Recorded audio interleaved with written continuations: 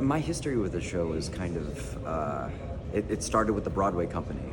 So I came in as a swing around 7 weeks before they closed, which was a hilarious process. I auditioned as Pi, but they had all the Pi coverage that they needed at the time, but they needed a Mamaji and some other role coverage as well. So I got to join the company at the 11th hour, and then did a lot of the different roles there, but then they tapped my shoulder for the tour as Pi a little bit later. So to prep for that, honestly, so much of that work was done when I did the Broadway show, because it was the same general design and everything. So you learn the arc of the story just by watching it. But I think for me, it was a lot of just self-reflection, a lot of just delving into my own spiritual practice again, just to understand like that aspect of the character, and then physically just training, lots and lots of training parkour, strength training, flexibility, injury prevention, just the whole 9 yards.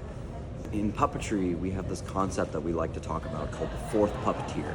So if it takes 3 people to operate a puppet, or Richard Parker in this case, the head, the heart, and the hind, the fourth puppeteer is the human element that is outside of the puppet, meaning that is the witness that is acting against it. That is the human element as me, as Pi, who is reacting to the puppet.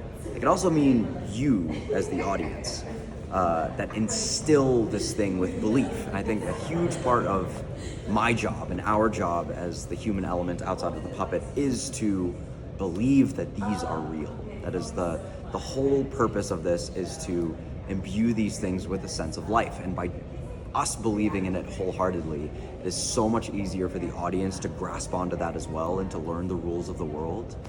And then the technical aspect of that really means your attention is fully on the puppet, not on the puppeteer. It's the same rules for the puppeteer as well. Their focus is on the puppet. So wherever the focus goes, the audience's eyes tend to follow.